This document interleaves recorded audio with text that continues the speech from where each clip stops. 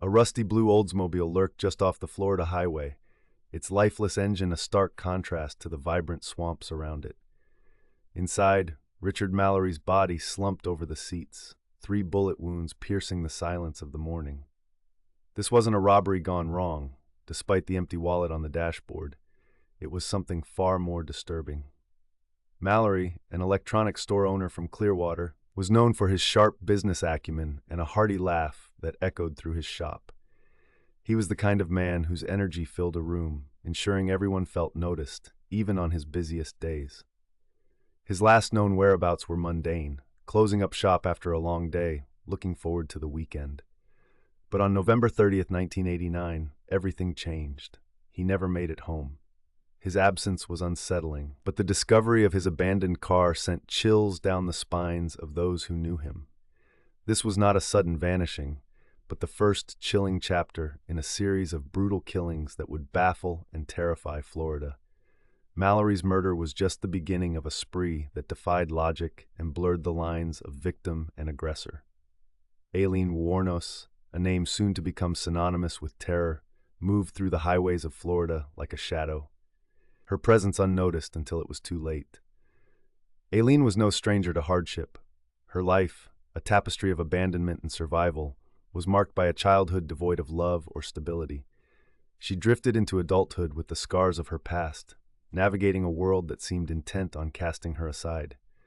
Despite her struggles, Aileen possessed a fierce spirit.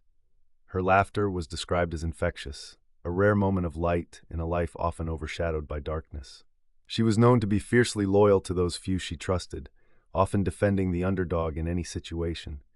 But beneath this exterior lay a simmering anger, a result of years of betrayal and abuse. Richard Mallory's death was not an isolated incident, but the first of 7 that would occur over a span of 12 months. Each victim, a man traveling alone, met a similar fate, shot multiple times, their bodies left along the desolate stretches of Florida's highways. Police grew increasingly desperate, as each crime scene offered little in the way of clues. The killer seemed to vanish like smoke, leaving behind only a trail of spent casings and confusion. By July 1990, the pattern of killings had become unmistakable. 6 more men, David Spears, Charles Carskadden, Peter Seams, Troy Burris, Charles Humphreys, and Walter Antonio, each met their end in similarly violent circumstances. The randomness of the attacks left authorities scrambling for answers. How could such brutality go unnoticed? The answer lay in the highways themselves, vast and anonymous, perfect hunting grounds for a predator like Aileen. What made these murders even more perplexing was the lack of a clear motive. There was no obvious financial gain, wallets remained untouched, personal items often left behind. This wasn't about money, it was about something deeper. Revenge, perhaps, or a twisted sense of justice. Aileen's life on the road mirrored that of her victims. She moved from town to town, working odd jobs when she could, using her charm to survive. Her relationship with Tyria Moore, a hotel maid she met in a Daytona gay bar, became one of the few constants in her life. Their bond, intense and passionate, provided Aileen with the stability she had long craved. But Tyria was unaware of the darkness lurking beneath Aileen's surface. As the body count rose, so did the pressure on law enforcement. In a desperate bid for leads, investigators turned to the media, releasing sketches of potential suspects and appealing to the public for help. The breakthrough came when a witness reported 2 women abandoning a car belonging to one of the victims. This critical detail, combined with Aileen's growing notoriety among locals, set the stage for her eventual capture. The arrest of Aileen Wuornos on January 9, 1991, unraveled the mystery but also introduced a complex narrative of survival and vengeance. Her confessions were raw and unflinching, painting a picture of a woman at war with the world. Aileen claimed self-defense, asserting that the men she killed had assaulted or attempted to assault her. Her story, while plausible, seemed too convenient to the prosecution. What investigators found that night would change everything. We will get to that. But for now, the question lingered. Was Aileen a cold-blooded killer or a victim of circumstance, pushed to the brink by a lifetime of abuse? This question would haunt the trial and the public's perception of her, blurring the lines between guilt and innocence in a way that few cases ever had. The truth seemed elusive, locked away in the mind of a woman whose life had been anything but ordinary. Authorities faced a daunting task, unraveling the enigma of Aileen Wuornos. Her capture opened a Pandora's box of evidence both compelling and contradictory. Investigators delved into her past, seeking links between her and the 7 murdered men. Their journey revealed a disturbing pattern of violence and desperation that painted a portrait of a woman torn between survival and vengeance. The crime scenes, scattered across Florida's highways, offered minimal physical evidence.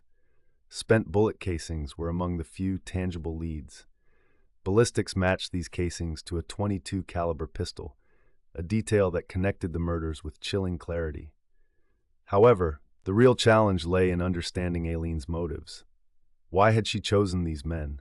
And more importantly, was self-defense a plausible explanation for such brutality? Aileen's confessions were fragmented and inconsistent. She claimed that Richard Mallory, her first victim, had raped her, prompting her to kill in self-defense. Her narrative echoed through the other confessions, each tinged with allegations of violence and sexual assault.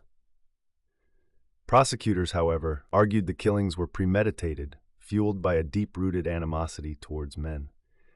This assertion was hard to disprove, as Aileen's history of trauma and mental illness complicated the narrative further. A critical breakthrough came when investigators traced Aileen's movements leading up to each murder. Her transient lifestyle offered few clues, but phone records and witness testimonies began to weave a timeline of her deadly journey.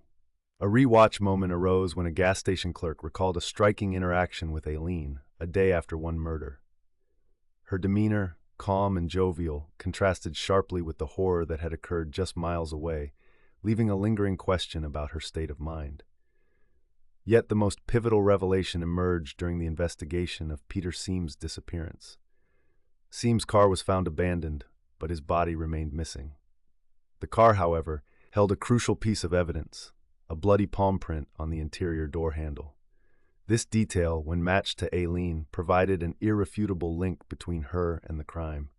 It was a rewatch moment that viewers could not ignore, aligning with the narrative in a way that begged for a closer look. Tyria Moore, Aileen's partner, played a crucial role in the unfolding drama. Under police pressure, Tyria agreed to extract a confession from Aileen. Their recorded phone calls revealed a desperate woman, fearful of losing the only person she loved. In these conversations, Aileen's vulnerability was laid bare, as she confessed to the killings while insisting her actions were driven by necessity, not malice. The prosecution built its case around Aileen's history of violence, emphasizing her tumultuous past as evidence of her capacity for murder.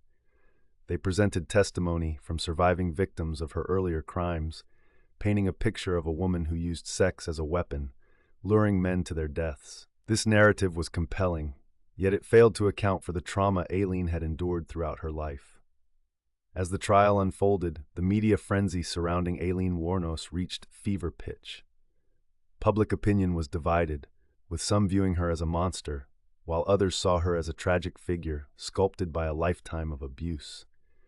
The courtroom became a battleground for these conflicting perspectives, where every piece of evidence was scrutinized under the harsh light of public judgment. Then came the major reveal. A sealed court document containing Richard Mallory's criminal history was unsealed.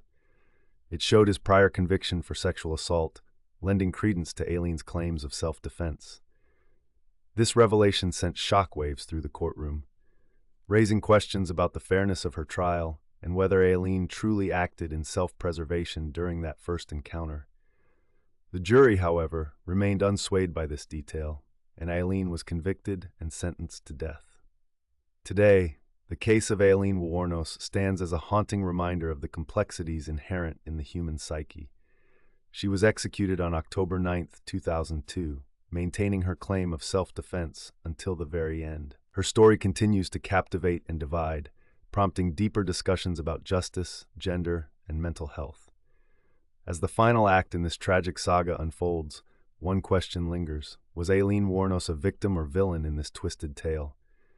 The truth remains elusive, locked in the heart of a woman whose life was a labyrinth of darkness and light.